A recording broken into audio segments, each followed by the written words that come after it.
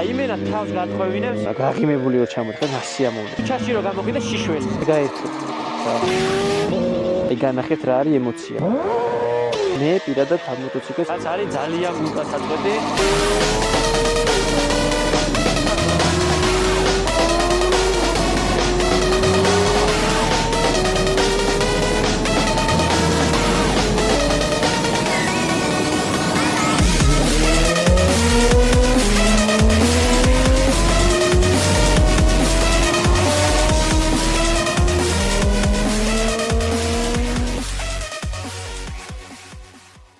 დაგიბრუნდით მორიგი ეპიზოდი. დღეს სტუმრად გვყავს თავის კლასში ერთ-ერთი საუკეთესო ადრენალინის ბომბი, სილამაზის განსახიერება და ქირურგიული სკალპელივით ბასრი კავაზაკი 636 2025 წლის.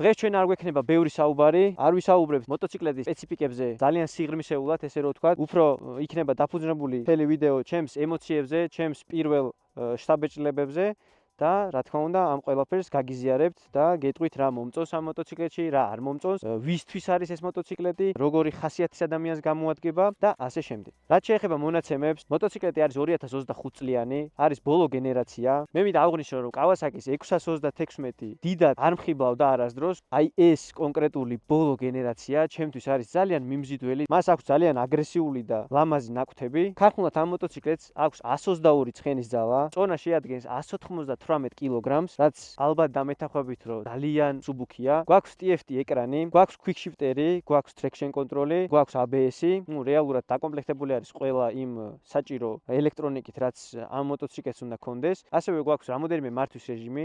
რაც შეეხება მოტოციკლეთის ჯდომის პოზიციას და სიმაღლეს. მე პირადად ვარ მეტრა 176 სიმაღლეში. ფაქტიურად ფეხები ძირს მიდევს და პლუს კიდე მუხრები მაქვს მოხრილი, მაგრამ ერთი რაც მინდა ვთქვა, კონკრეტულად ეს მოტოციკლეტი არის დაწეული, ქარხნიდან ეს მოტოციკლეტი ცოტა უფრო მაღალი გამოდის, მაგრამ არ გონია რომ ეს გადამწყვეტ როლს თამაშობდეს, რადგან იქ დაახლოებით რაღაც სანტიმეტრებზე იქნება საუბარი. აი დაახლოებით სავარაუდოდ აი ესე ვიჯდებოდი აწეული რომ იყოს. რაც შეეხება ჯდომის პოზიციას, მე პირადად რომ არ მოვიტყუო, ჩემთვის ცოტა მოუხერხებელი პოზიცია, მაგრამ მიჩვევადია, ვერ ვიტყოდი რომ ესეთ პოზიციაში ვერ მიეჩვევი მოკლედ მოტოციკლეტის ტარებას. რა თქმა უნდა, თუ შევადარებთ სხვა კლასის მოტოციკლეტებს, სპორტი არ გამოირჩევა კომფორტით. რეალურად სპორტი საერთოდ სხვა რაღაცისთვის არის გათვლილი, მაგრამ ადამიანები სხვადასხვა დანიშნულებით ხმარობენ ამ მოტოციკლეტს. აი დაახლოებით ესეთ პოზიციაში გვიწევს მოტოციკლეტზე ჯდომა, როდესაც მართავთ. რაც მინდა ვთქვა, რომ დამღლელია, აქ გაქვს რეალურად ორი ვარიანტი, ბაქს ან ეჭიდები ფეხებით, ან გრიფსებზე ხარ ჩაჭიდებული ხელებით, რაც დისკომფორტს იწვევს. რო არ მოვიტყო ჯერჯერობით ეხა ამ მოტოციკლეტით ბევრი არ მივლია.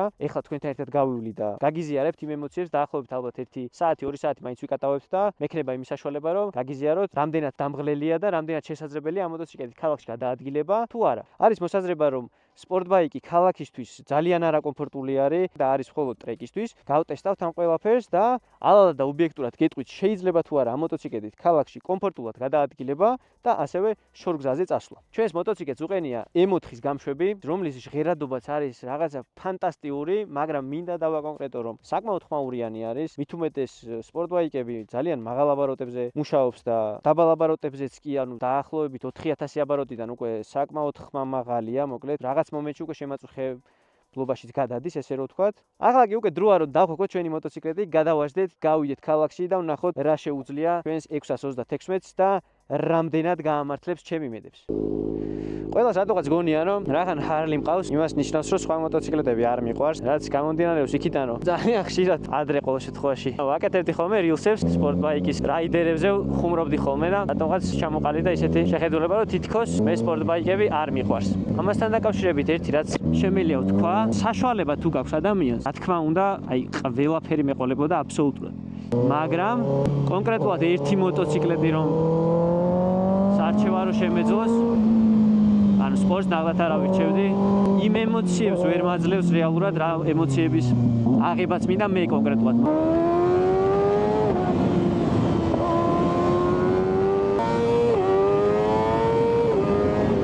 მოგეთ ამ გზაზე ამდენი ქვიშა არ მახსოვს რა. აი მართლა პირველად მოვხვდი ახლა ამ გზაზე ისე რომ აი ამდენი ქვიშა არის გადმოტანილი კიდეებშიც და შუაშიც.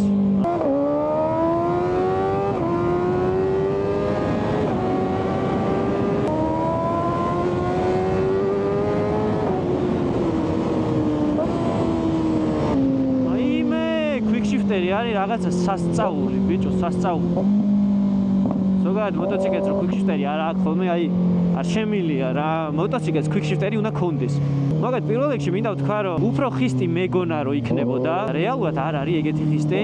ახლა ვერ ვიტყოდი რომ აი რაღაცა ტოპ კომფორტულია თქო, მაგრამ მოგეთ დამაკმაყოფილებელია, არის საკმაოდ სტაბილური და რავი, მანევრის კუთხითაც აი რავი, კარაქივითაა რა. ძალიან ჩატე არის, აი ძალიან. ნებისმიერი მოტოციკლი, რომელზეც ვждები ხოლმე, ყველა მეჩვენება ძალიან ჩატე. ნუ ეს ეხლა ლოგიკური არის. ეხლა ეს კონკრეტული ბაიკი, ჩემს Harley-სთან შედარებით 120 კილოთი ჩატე არის და ეხლა 120 კილო ძალიან ბევრი. ზოგადად ეს მოტოციკლები საქართველოში ითვლება რომ დამწყებების მოტოციკლები არის, ძალიან ბევრი ყიდულობს ხოლმე 626-ს პირველ ბაიკად, რასაც მე კატეგორიულად ვეწინააღმდეგები. ნუ მე მაინც ესეთი მიდგომა მაქვს რომ ჯობია კუბატორები ნენელა გაზარდო, რაც რეალურად ყველაზე სწორია. თუ გინდა რომ მოტოციკლი ისიამოვნო, აუცილებლად საჭირო არის მოტოციკლთან ურთიერთობა დავიწყოთ თავიდანვე სწორად. აი ვინც გეტყვით რომ 600-იანი და ლიტრიანი შეგიძლიათ მოტოციკლი დაიწყოთ, არ ვიცი. ხა ეს არაფერს არ ვიტყვი, მაგრამ ანუ თქვენი მეგობარი ნამდვილად არ არის. მოდი ესე ვიტყოდი. იქიდან გამომდინარე რომ არ შეიძლება დაამწყებ ადამიანს, რომელმაც საერთოდ არაფრის გარტყმაში არ არის. მოტოციკლი როგორ უნდა დახაროს, როგორ უნდა დაატორმოზოს, მანევრი როგორ უნდა გააკეთოს და ასე შემდეგ. საერთოდ არ იცის, ურჩიო 600-იანი, 4 წელიწრიანი და ლიტრიანი მით უმეტეს სპორტით დაიწყოს, რომელიც ანუ რეალურად ჯერ მოხვევის გადუსი გაქვს ყველა მოტოციკლებთან შედარებით ფაქტიურად რავი, ნახევარი. ნუ არ არის ისეთი მანევრული როგორიც საჭიროა და ეს რო ურჩიო ადამიანს, არ ვიცი, ნუ ძალიან ისეთი მოგეთ ბოროტული რჩევაა რა ჩემი აზრით. ყველაზე იდეალური არის 150 კუბიდან 400 კუბამდე რამე ძალიან ჩატე სტრიტი, რომელიც გასწავლის ვაფშე ყველაფერს. ეგ იქნება იდეალური. შემდეგ უკვე როდესაც ამ სტრიტს მოიღებ, მე შეგიძლია უკვე გადაждდე, ნუ რეალურად 4 ცილინდრიანზე გადაждდომა ეგრევე ეგეც ბევრია დაჟე ჩემი აზრით. მე გააჩნია უკვე სტილს რა სტილი გინდა. სტილიდან გამომდინარე უნდა გადაწყდეს, მე რა კუბატურაზე დაждდე და ასე შემდეგ. აი მაგალითად ეხლა კისერი და ბეჭები უკვე დაჭიმული მაქვს. პირველ რიგში იმის ბრალია რომ მიუჩვეველი არის ჩემი ტანი ამ პოზიციას. რო თქვა რომ ძალიან არაკომფორტულად გრძნობ თქო ეხლა თავს მოიტყვები, უბრალოდ ეს ბეჭები და ხელები უკვე დამეღალასავით და ტკივა მოკლედ. ამ მოტოციკლებს მთელი პოტენციალი ეხსნება 10,000 რუნიდან, მანამდე ძალიან მკვდარია. სულ უნდა ყავდეს აბაროტებზე, რომ თავისი მაქსიმალური დადოს ამ მოტომ. თუ არ აიყვანი 10,000-ზე, მოკლედ იმენა მკვდარია რა, აუ არა კისერი მეტკინა.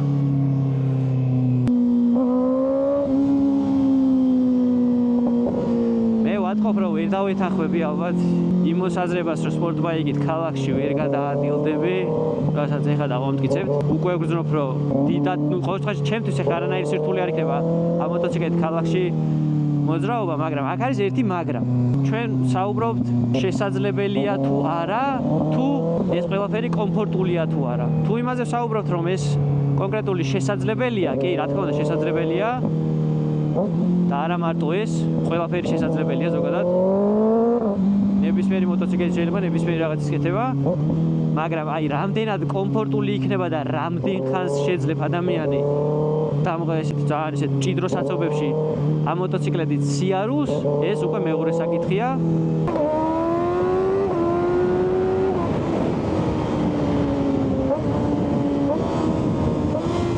იქიდან გამომდინარე რომ ანუ მაინც კიდევ ერთხელ მოხვევის კუთხე ძალიან პატარა გვაქვს. მოტოციკლები დაბალ სიჩქარეზე არ არის ისეთი მანევრული როგორც სხვა სტილის მოტოციკლები და თქმა უნდა ეს ყველაფერი დროთა განმავლობაში ან დაახლოებით 1 საათი რო საცობში მოყვე და მოგიწევს 1 საათი საცობში, აი კაი გემრიელ საცობში, აი მოკვდები.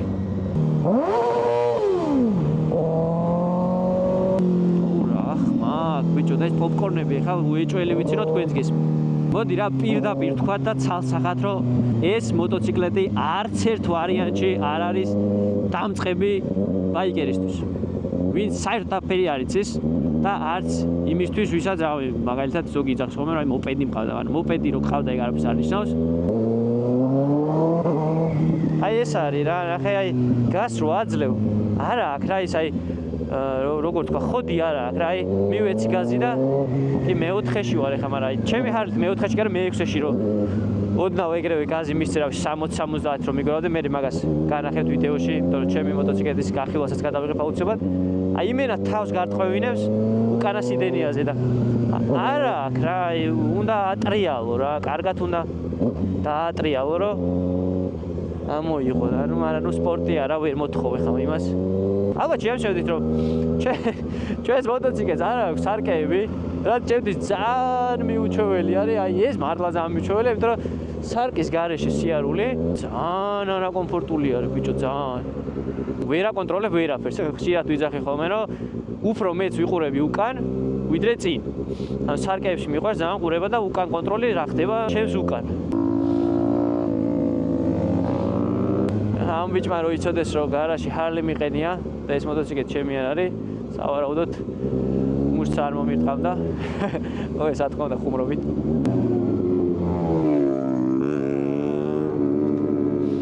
მინდა აღვნიშნო ერთი ფაქტი, რაც არის ძალიან გულდასაწყვეტი, 2025 წლის მოტოციკლებს აქვს ტორმუზები ნისინის. ანუ ავი რა, სირცხვილია რა, კარგით რა. ანუ ნისინი აუბედურებოდ დაეყენებინათ ბრემბოები, ხო შეიძლება. აი ჩვენი საცობებიც დაიწყო. და ერთის არის რომ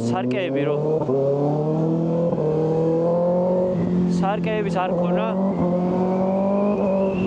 არის მენა ბიზნესი რა. ბიჭო ძალიან ხმამაღალია, ბიჭო ძალიან. აი როგორი შეგძება მაგით ხა ამით რო დავდივარ? რაღაცა მცხვენია. გონია რომ ყველა მე მიყვარს, აი დაახლოებით როგორ შეგძება მაგით? ქუჩაში რო გამოხიდა შიშველი. ხო, ясნია ხო ყველა შენ შემოხედავს. აი დაახლოებით ეგეთი სამაქ რა. შეგძება რომ ყველა მე მიყურეს და რაღაცა აი ფაქტი დიდად რო თქვა რომ სიამოვნებს თქვა, ეხლა ბევრს მაგათ ევასება. ყურადღების ცენტრში ყოფნა, მაგრამ კი არა, ასწორეს πως და აი ცოტა სხვანაირი ყურადღების ცენტრში ყოფნა არის რა, რაღაცა ძალიან ხმამაღალი ხარ, აი თან უაზროდ ყვირის რა, აი აბალაბაროძეც კი 6000 ბრუნზე რო აი ესე ჯღავის, გეგონება რომ მოფრინავი მე რა ისეთი ხმა აქვს, მაგრამ რეალურად მოკატაობს 60 და აი ცოტა ისეთი ცნაური მომენტია. ეს უკვე მეორეჯერ ხვდა. მოკითხვა აქედან, ძალიან ლამაზი მოტოციკლები გყავს. პირველ შეხვედრაზე ვერ აღვნიშნე.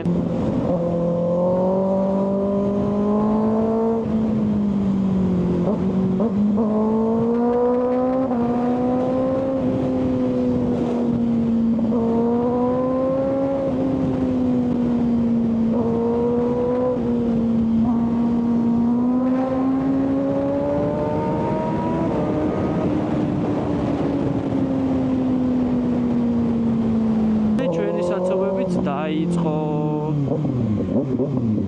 ოღონდ ერთი იცოდეთ რა, ზოგადად როცა მოტოციკელზე ხარ, ან ცოტა ნაგლი უნდა იყო რა, იმიტომ რომ ცოტა ნაგლი თუ არ იქნები,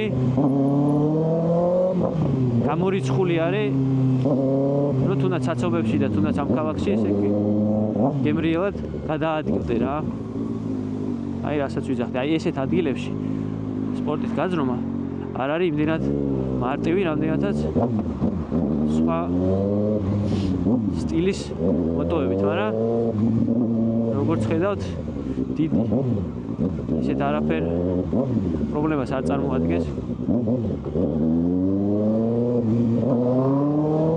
კიდე ერთხელ აღვნიშნავ რა, სკილებზეა დამოკიდებული და ადამიანს ანუ აი რამდენად განვითარებული აქვს ის უნარი საცობებში ძრომიალის თორე რეალურად რა მოტოზე უნდა დამსვა ხა რომ საცობებში ვერ ვიძრომიალო და ძალიან არაკომფორტულად ვიქცნო თავი, მაგრამ აი ეხა მაგალითად აი ამ მანევრების დროს უკვე ვგრძნობ რომ აი ხელებში დაღლას ვგრძნობ რა მაინც, იმიტომ რომ ხელით ვაწვევი რაღაც მომენტებში რა და ძალიან ისეთია რა, არა კომფორტული არის თუ დიდი ხანი მოგიწევს ეს სიარული, ანუ ძალიან ძალიან გაგიტყდება რა მოკლედ რა. ან რო ჩამოხვალ, კაროჩე, ხელები ექნება. იმენა ახეული რასაც ქვია რა. აი პასაჟირით სპორტ ბაიკით სიარული ხო, ვაფშე ცალკე ისტორია არის. დამიჯერეთ მეგობრებო. თქვენ კი გონიათ რომ სპორტ ბაიქს იყიდით, გოგოებს აკატავებთ, ბედნიერები იქნებით და ასე შემდეგ, მაგრამ არც ეგრეა საქმე. მოტოციკლზე როდესაც გოგოს ისვამ, თან განსაკუთრებით ისეთ გოგოს, რომელმაც ძდომა არ იცის, რაც არ უნდა აუხსნა, რაც არ უნდა ყველაფერი კარგად გაიგოს, მაინც ვერ იზრდება ისე როგორც საჭიროა და რომ იჯდეს მაინც რაღაცა კატასტროფულად არაკომფორტულია სპორტ ბაიქზე განსაკუთრებით, მე ზოგადად ისედაც მოტოებზე პასაჟირები დიდად არ მიყვარს.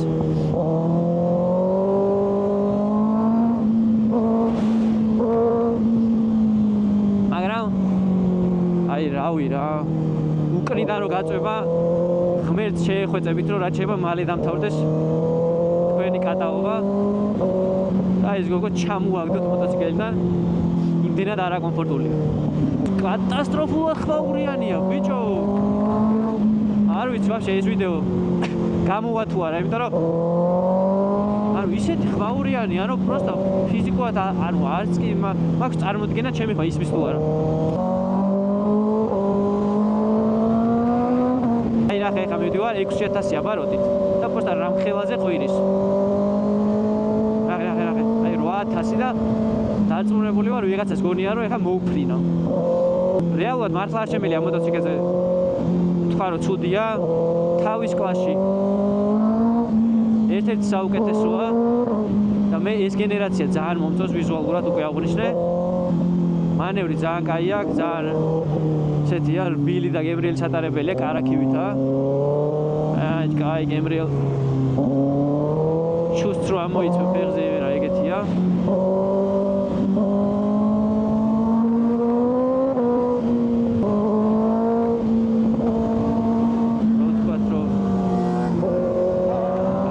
რაღაცები ჩემო მეგობრებო არ უნდა აკეთოთ, სხვა მოტოს რო დაინახავთ. საერთოდ ეგ არის ხოლმე დამღუპველი ძალიან. აი როდესაც იწყება ხოლმე ესეთი რაღაცეები, მაშინ ხდება ხოლმე რეალურად ყველაზე მეტი ავარია, როცა ადამიანი მეორე ადამიანს ეგონკავება თან განსაკუთრებით ქალაქში. ქალაქში გონკავა არ შეიძლება მეგობრებო. ეს კი მელოდება, მაგრამ ეხა აწევს იასნია. გამოვიცანი. ამოწოდა გავწდეთ ეხა.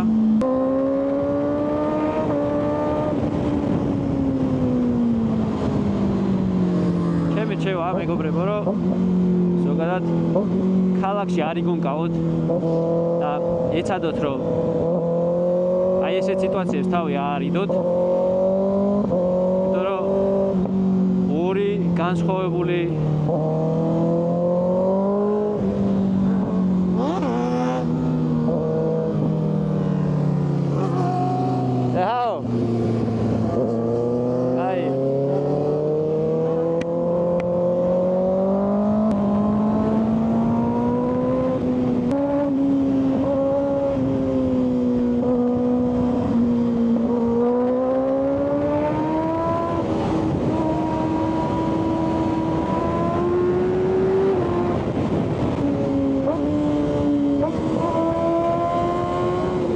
ისე ყვირის გეგონება მივფრი რა 130.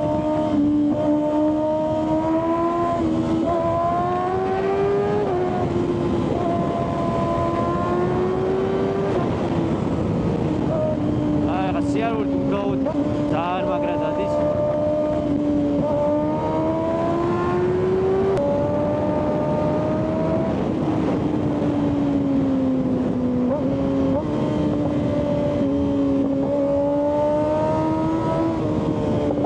რა ნიუანსი არის აქ, თუ დაბალი სიჩქარეებით იული, სულ თითქოს ისეთ შეგრძნება რომ გინდა რომ გადართო რა, იმდენად ჭყავის რა.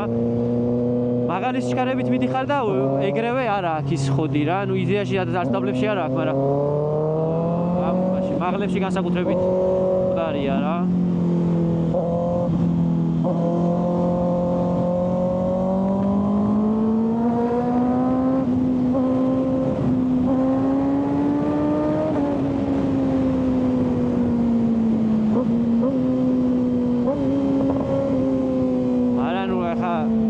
ესეთი გზებისთვის რომ ეს მოტოციკლები არის იდეალური გასართობი მაგაზე ნუ ვიდავებთ ხა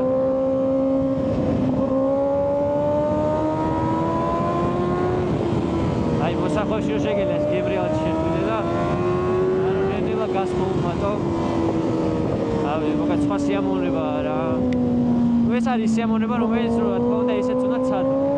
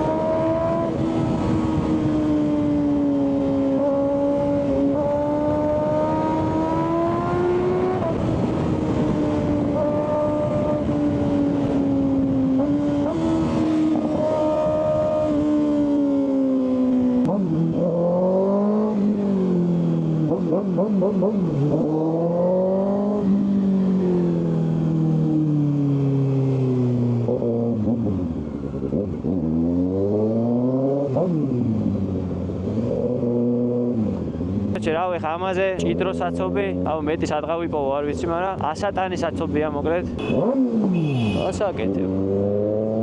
ნუ მოკლედ მითი იმასთან დაკავშირებით რომ ამ მოტოციკლით საცობში ვერ იმოძრავებ. მე მგონი დავანგრიეთ. რავი თუ შეიძლება ვიღაცისთვის მითია ვიღაცის რეალობა, მაგრამ რეალურად ეს მოტოციკლები საცობებში ამ მოტოციკლით სიარული შეიძლება. მუხლები მეტკინა. ძალიან დიდი ხანი რო გაქვს მოხრილი, ძალიან დამღლელია. მოკლედ პირდაპირ ვიძახი რომ ამ მოტოციკლეთის შორგზაზე წასვლა იქნება კატასტროფა. ანუ წახვალ, მაგრამ ვერ ისიამოვნებ რა. ვერ მიიღებ იმ სიამოვნებასაც საჭირო. მოტოციკლეთის თელი მოღამი რა არის? უნდა მივიღოთ სიამოვნება. დისკომფორტი არის, მაგრამ ეს კონკრეტული სტილი თუ გევასება ამ კონკრეტულ მინუსებს აიტან. არ შემიძლია ხა მოტყუებით. ვერ მოვიტყუები, ხა მე რო სპორტი ძალიან მაგრად მევასებოდეს, ხა ეს ფაქტორი ვაფშე არ იქნებოდა ჩემთვის დამამყოლებელი, აი საერთოდ.